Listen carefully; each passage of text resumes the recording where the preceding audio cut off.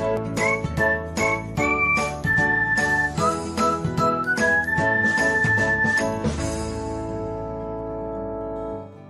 everyone, welcome back to another episode of Technologyglance. Today, in this video, I'm going to guide you through how you can turn off comments notification on Instagram. So, let's get started. Firstly, open Instagram app in your device. Then tap on profile icon. Next, tap on three lines icon. After that, tap on settings and privacy. Then tap on notifications. Next, you can see the option of posts, stories and comments. Tap on it.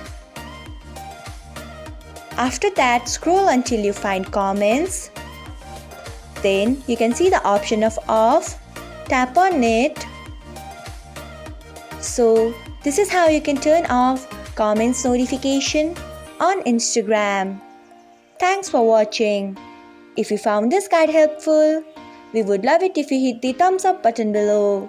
We upload great new tech tutorials like this one every day, so do not forget to subscribe to our channel and hit the bell icon so that you'll never miss another update.